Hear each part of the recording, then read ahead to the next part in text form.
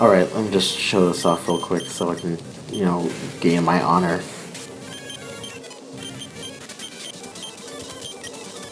Oh, nope. No, that's not gonna happen. There we go, it's a star piece. We did all that for a star piece. Now, for real this time, I'll meet you in Mawile. Or, Mawile. Oh my gosh, Mauville. Alright, and so now we're back, actually in Mauville City this time. I know I have so much trouble saying that. Mawile is a Pokemon, I guess. Anyway, so I did have to fight some trainers on the way over here, so my level's a little bit higher than before. But look at my stats. I mean, attack and special attack are almost even. And then my special defense and my defense are even. Wow. So we might notice a few things different from our party. I actually put Kips and Lemontar into the daycare because we don't really need them. What we do need is a flying type Pokemon, so I'll be on the lookout for that. And we crossed this little small body of water. Completely forgot to say, Watson was over there. He talked to Watson. Oh, this guy goes to good rock. Here goes Iron. You talk to Watson, and Watson will ask you to go to New Mauville,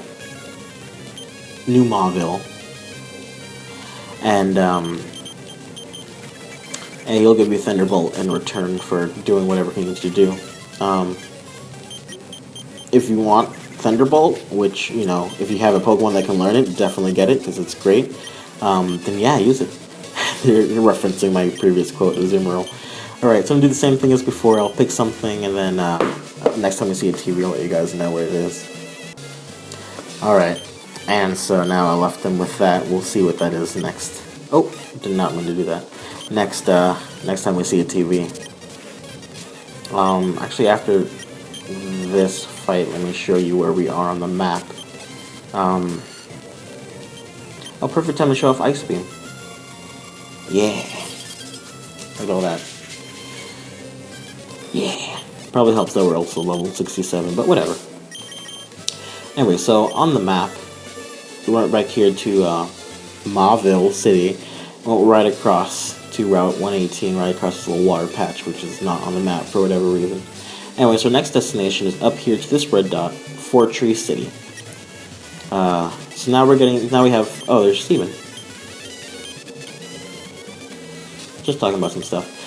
So now that we fought the 5th gym, we're halfway through the game, even though there's 8 gym leaders. There's some stuff that happens late game after the 7th badge, which kind of prolongs it. But, oh look, whoa, there's Entei! It's level 24, mine's level 22. This one's better. I'm gonna kill it. Yeah, that teaches you to be better than my Pokemon that I'm not using. Not supposed to be using. I'm not gonna use Return. I was about to use Return. Oh man. Which is really funny because the quote that I left the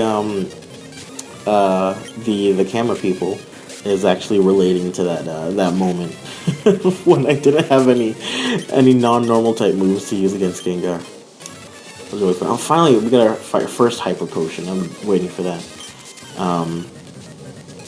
Because I mean, look at this health, 248. We're gonna need some Hyper Potions.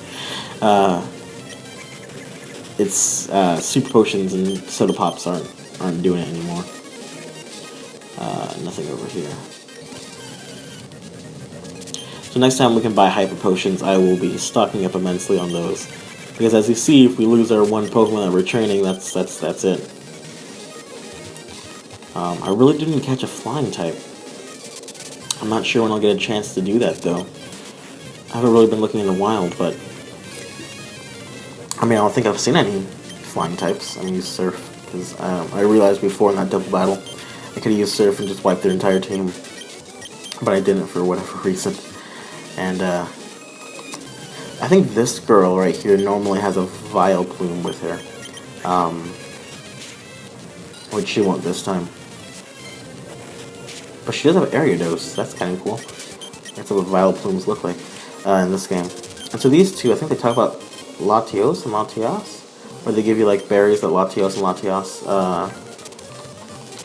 hold or something. I'm not really sure. Oh, good saying. Okay, let's make something of it, I guess.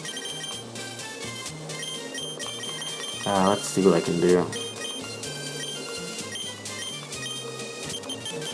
Can I do like battle voices, conditions? Oh, there's so many. Adjectives? Is that what I'm looking for? No. Misc.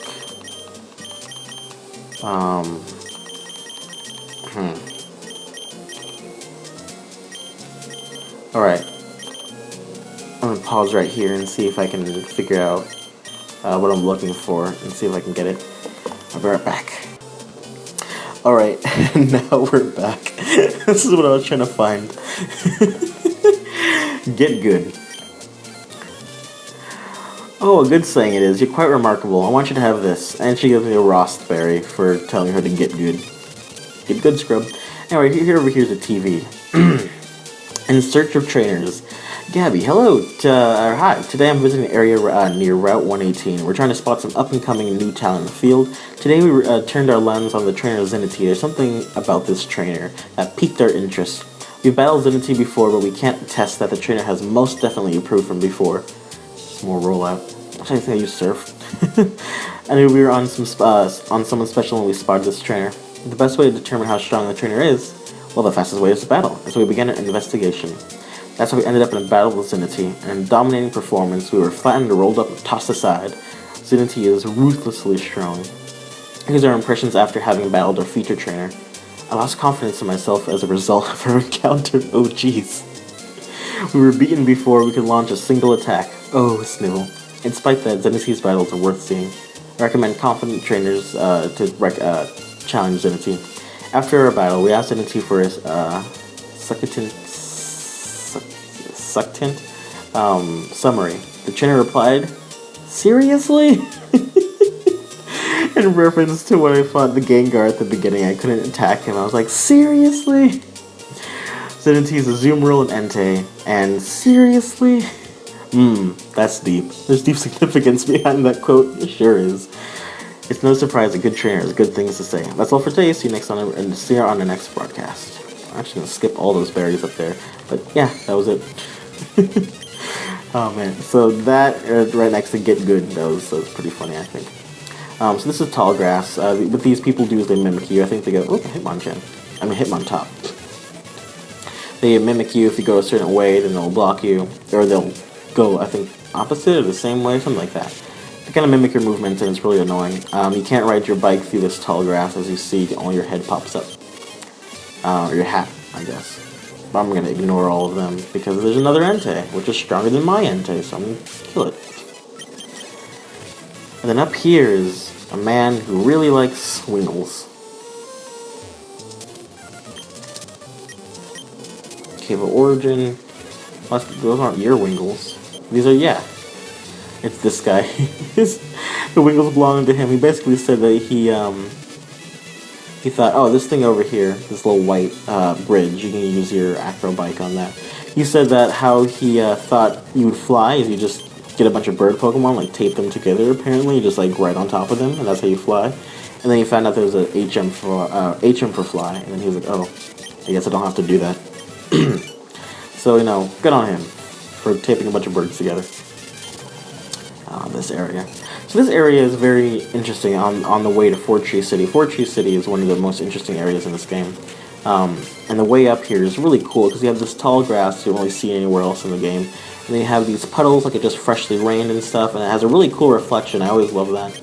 When I was a kid, running in the puddles because it leaves little ripples and you can see your reflection. I didn't mean to do that.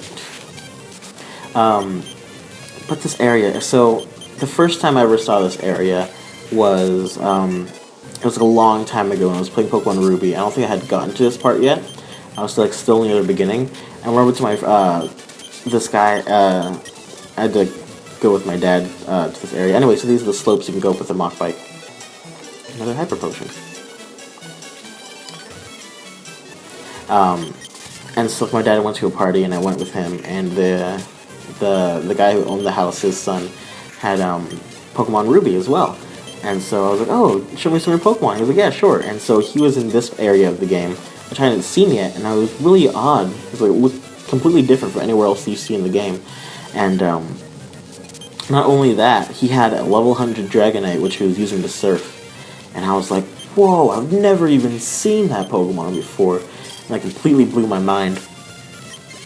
And so every time I get to this area, it's always like something very different, it seems. Very foreign to me. And I always think about that level 100 Dragonite that can surf. And so usually when I get Dragonites now, I teach it surf. To, remember that. Level 70. Oh, wow. Alright, I think over here is an item, yeah. An elixir. Not bad. I mean, you could do worse. That's my story with this area. Also, you can find Tropius usually. Let's see what they're replaced with. More Entei! Let's see what the Tropius are replaced with. You can also find Linoons. Oh, look, there's a Ralts. Is that what they're replaced with? Really? Okay, well, there's no... anyways, these people are blocking your way. So you don't really have a choice but to go in here. And take a quick rest. So we're going to save, because I haven't saved for a while. And I'm going to fight. So basically what happens, Team Aqua has taken over the weather station right here. Actually... the Weather Institute. There we go, that's what I was looking for. We took over the Weather Institute, and so now we have to fight them. And we'll end up fighting I think the first Team Aqua admin we have met. There's 2 admins for each team, and I did not mean to do that. But we're about to meet our first admin from the first team that we've met before. So... it'll be interesting to watch. So I guess if I had to choose between like joining Team Magma or joining Team Aqua, it'd be very difficult to decide because Team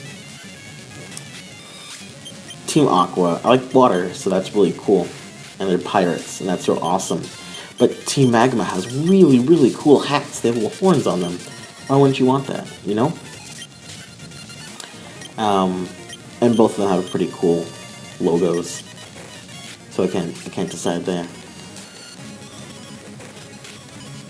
So if I'm fighting like one Pokemon, then I'll probably use Return, or if it has a weakness, Surf or Ice Beam.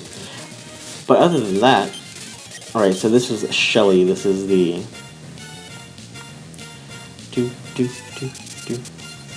first to mate Shelly. This is the Team Aqua admin. But if I'm fighting a gauntlet of enemies, I'm probably going to use a Rollout to get through them faster. But anyway, this part reminds me from Diamond, Pearl, and Platinum. Near the beginning of the game, you have to... oh yeah. Usually this guy gives you a cast form. It's level 30, but he gives me a Diglett. I'm gonna name him Nugget. This reminds me of a Nugget. There we go. Now we have a Diglett who's supposed to be a cast form named Nugget. Anyway, so...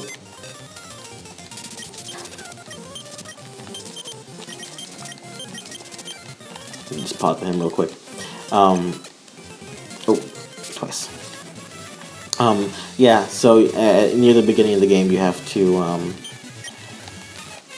actually, I'm going to get this Leaf Stone, because I always do, for whatever reason.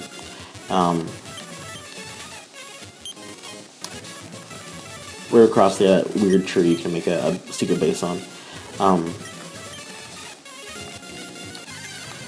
Yeah, so you have to rescue this guy from the Wind Valley Works. And when you do, his like little daughter shows up and she's like, "Dad, you smell." And I don't know why, that always just stuck with me.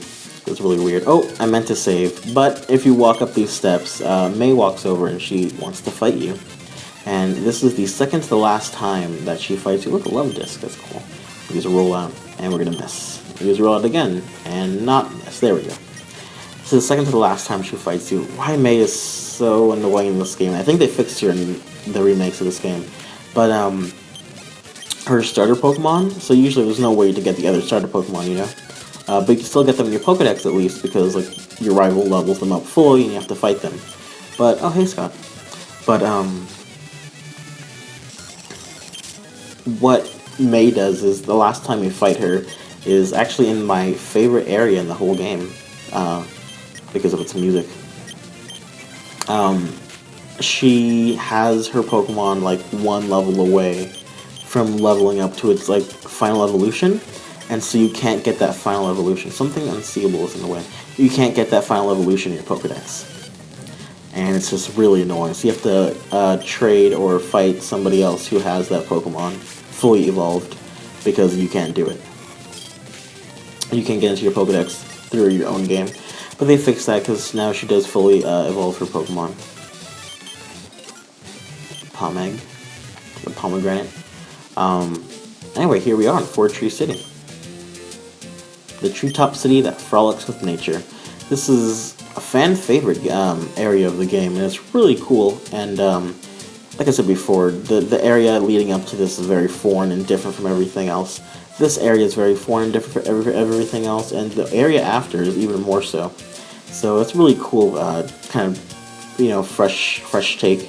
This game kind of, keeps everything interesting. Right after you fight your dad, you get surf, you can open up most of the world, and you come over here, and it's all different from what you've seen before. And it really does, especially the next part after Four Tree City, really does remind you that Hoenn is a very tropical place with very tropical like plants and Pokemon and nature and stuff. Anyway, I'm just babbling on now. So I'm gonna end the episode right here. You can see my stats. The attack 12. So next episode is our full moveset. Next episode we're going to be going to Fort Tree and fighting the gym leader here. But that's it for this episode, so see you guys next time.